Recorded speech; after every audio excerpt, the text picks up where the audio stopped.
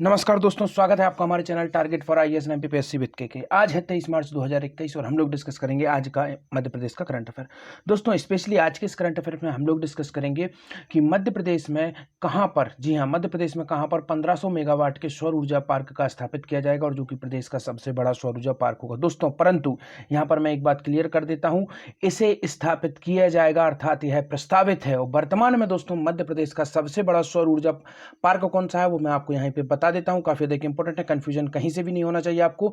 रीवा सौर पार्क जो है वह वर्तमान में दोस्तों सबसे बड़ा सौर पार्क है हमारे प्यारे मध्य प्रदेश का। तो इसे आपको याद रखना है, कौन सा सौर पार्क मध्य प्रदेश का सबसे बड़ा सौर पार्क है वर्तमान में, तो रीवा सौर पार्क मध्य प्रदेश का सबसे बड़ा सौर पार्क है वर्तमान में। और फ्लोटिंग जो सौर पार्क है एशिया का सबसे बड़ा सौर पार्क है दोस्तों, और विश्व का सबसे बड़ा सौर पार्क है फ्लोटिंग अर्थात पानी पर तैरता हुआ सौर पार्क, तो वह है हमारा ओमकारेश्वर। उसकी उत्पादन क्षमता कितनी है दोस्तों? 600 मेगावाट उसकी उत्पादन क्षमता है। यह सब मैं आगे आपको समझाऊंगा जब हम लोग डिस्कस करेंगे।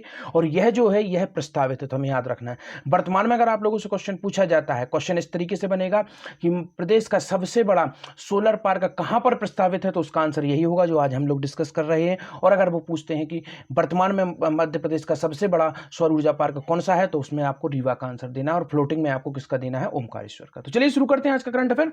अगर आप पहली बार इस चैनल को विजिट कर रहे हैं तो please subscribe my channel, hit bell icon. और अगर आप इस लेक्चर की पीडीएफ प्राप्त करना चाहते हैं तो लिंक डिस्क्रिप्शन में, you can go enjoy my Telegram channel. Telegram channel पर आपको मिलेगा फ्री ऑफ कॉस्ट इस लेक्चर की आपको पीडीएफ मिलेगी, उसका कोई चार्जेस आपको नहीं देना है। साथ ही साथ जो भी अन्य इंपॉर्टेंट हमारे मटेरियल होते हैं, स्टडी मटेरियल, वह सब हम वहाँ पर अपलोड करते हैं, जिसमें आपका जो लगातार अभी सबको मालूम होना चाहिए मध्य प्रदेश एमपीपीएससी मेंस की परीक्षा चल रही है। परीक्षा के उपरांत हम वहाँ पर हमारे जो भी मेंस के क्वेश्चंस आते हैं वो पूरा का पूरा पेपर हम लोग अपलोड करते हैं, तो इसलिए आपको टेलीग्राम चैनल ज्वाइन करना काफी अधिक आवश्यक है। चलिए शुरू करते हैं।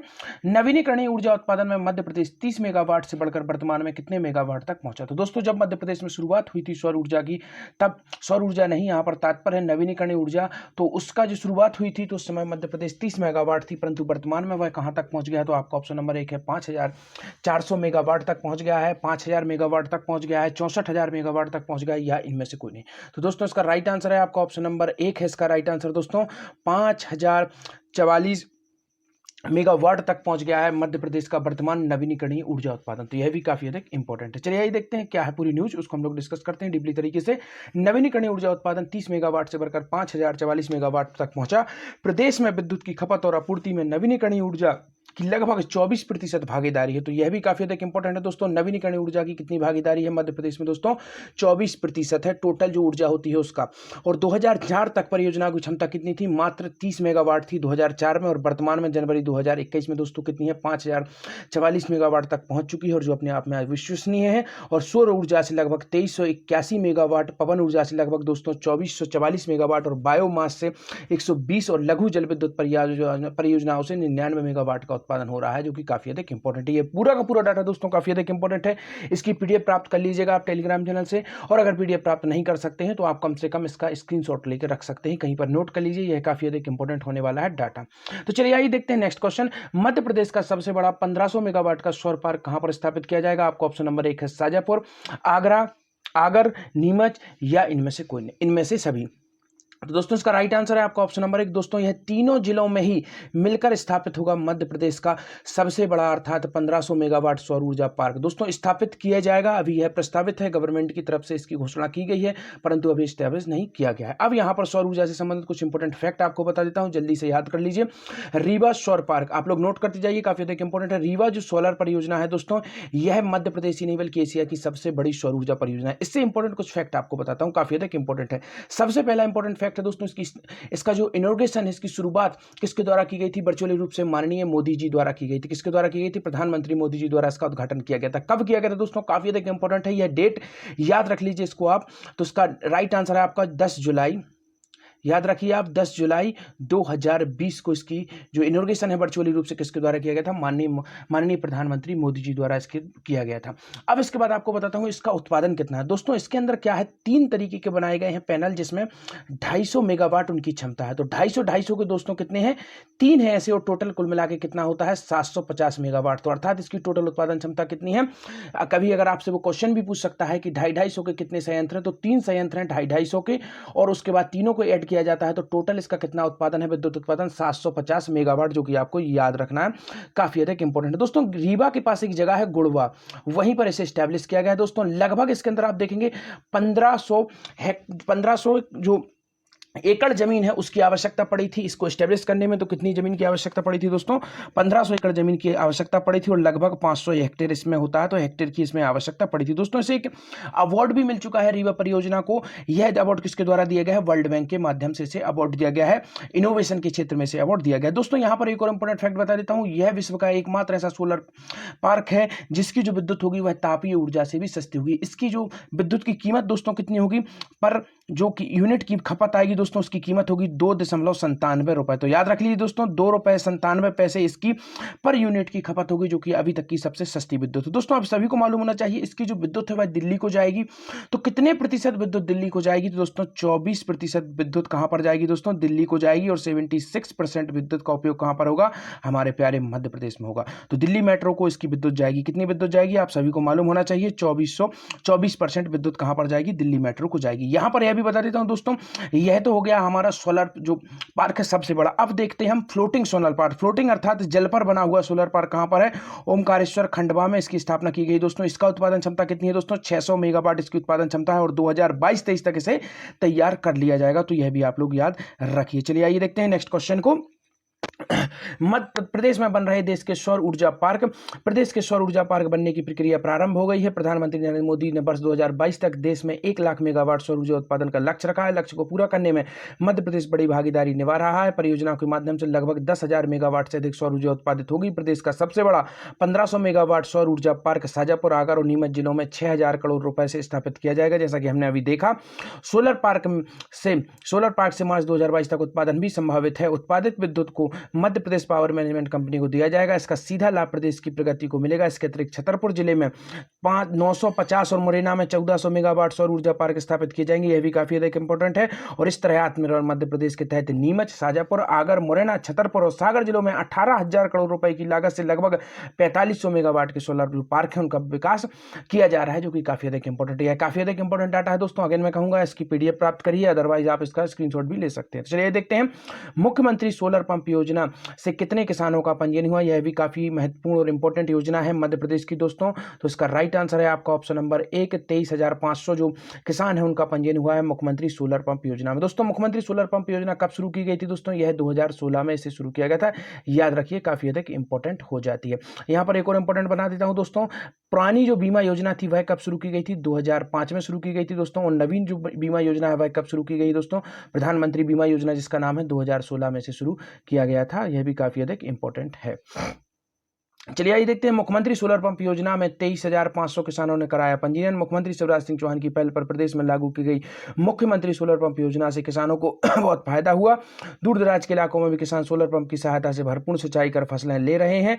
फसलें वर्षा आश्रित न होकर गाँव से पलायन भी रुका है। वर्तमान वर्ष में अब तक 6,871 सोलर पंप स्थापित किए जा चुके हैं और लगभग 23,500 किसानों के पंजीयन हुए हैं। और राज्य शासन ने 2023 तक 45,000 सोलर पंप स्थापना का लक्ष्य भी रखा है, जो कि काफी इंपॉर्टेंट है दोस्तों। यहां पर बता देता हूं, 2023 में एक और इंपॉर्टेंट लक्ष्य रखा गया है, आत्मनिर्भर मध्य प्रदेश को प्राप्त करने का लक्ष्य रखा गया है दोस्तों। यहां पर यह भी बता देता हूं, आत्मनिर्भर मध्य प्रदेश के लिए जो कमेटी गठित की गई थी उसके अध्यक्ष कौन है दोस्तों, जयश्री हैं। याद रख लीजिए नाम इनका, जयश्री। आत्मनिर्भर मध्य प्रदेश की जो कमेटी गठित की गई थी उसकी अध्यक्ष जयश्री थी। यह मैं कई बार आप लोगों को बता भी चुका हूं। चलिए देखते हैं, जल शक्ति अभियान कैच द रेन का शुभारंभ किसके द्वारा किया गया। तो आपको ऑप्शन नंबर 1 है प्रधानमंत्री जी द्वारा, मुख्यमंत्री जी द्वारा, राज्यपाल द्वारा, या इनमें से कोई नहीं।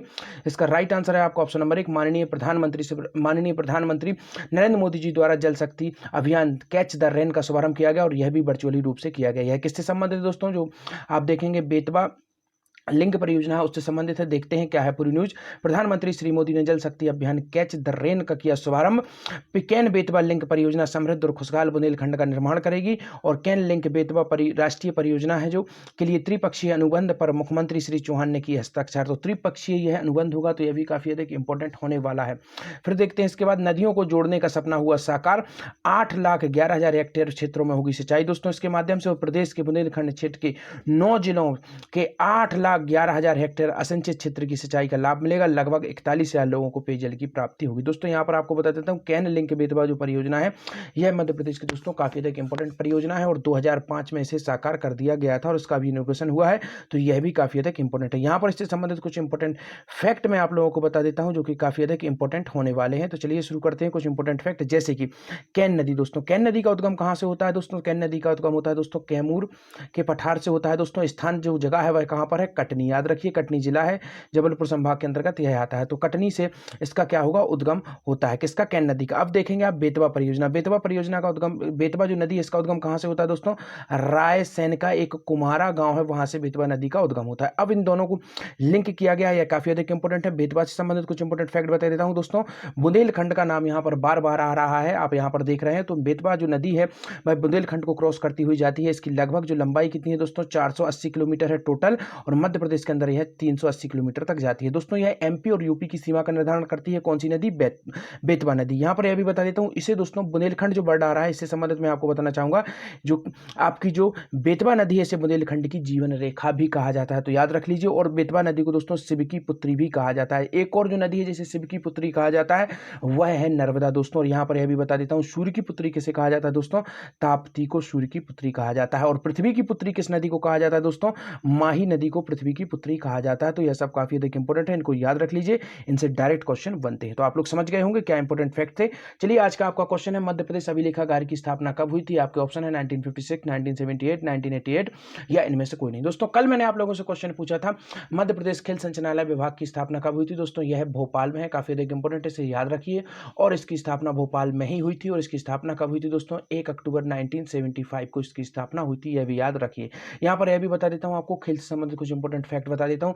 मध्य प्रदेश की दोस्तों प्रथम खेल नीति कब बनी थी दोस्तों? 1989 में मध्य प्रदेश की प्रथम खेल नीति बनी थी। और नवीन खेल नीति दोस्तों 2005 में बनी थी, यह भी आप याद रख लीजिए दोस्तों। यहाँ पर आपको बता देता हूँ कुछ इंपॉर्टेंट फैक्ट खेल से संबंधित बता देता हूँ, जैसे कि मध्य प्रदेश की दोस्तों जो हॉकी जो एसोसिएशन है वह कहाँ पर दोस्तों? वह जबलपुर में। काफी अधिक इंपॉर्टेंट है, याद रखिए। हॉकी एसोसिएशन की बात कर रहा हूं दोस्तों। यहाँ पर देखेंगे महिला हॉकी एकेडमी कहाँ पर दोस्तों? वह है आपकी ग्वालियर में है, और 2006 में इसे शुरू किया गया था दोस्तों। इसके बाद आपको बता देता हूँ, इसके बाद आप याद रखिए, जो टेबल टेनिस है दोस्तों वह कहां पर है? वह जबलपुर में है दोस्तों। और इसकी स्थापना कब हुई थी? 1957 में इसकी स्थापना हुई थी टेबल टेनिस की दोस्तों। इसके बाद आप देखेंगे बैडमिंटन, काफी अधिक इंपॉर्टेंट है। बैडमिंटन एकेडमी कहां पर है दोस्तों? यह भी जबलपुर में है दोस्तों। इसकी स्थापना कब हुई थी? 1946 में इसकी स्थापना हुई थी बैडमिंटन की दोस्तों, काफी अधिक इंपॉर्टेंट। मध्य प्रदेश का प्रथम जो पारसी क्रिकेट क्लब था, इसकी स्थापना कब हुई थी दोस्तों? 1890 में हुई थी, इंदौर में इसकी स्थापना हुई थी, यह भी काफी अधिक इंपॉर्टेंट है। और मध्य प्रदेश क्रिकेट एसोसिएशन की स्थापना कब हुई थी दोस्तों? 1941 में हुई थी। कहां पर है यह है आपका इंदौर में। तो यह कुछ इंपॉर्टेंट फैक्ट थे उससे संबंधित जो मैंने आपको बताए। धन्यवाद दोस्तों, वीडियो अगर अच्छी लगी हो तो शेयर करिए, लाइक करिए। Thank you so much watching this video. बने रहिए हमारे साथ target for IAS and PSC with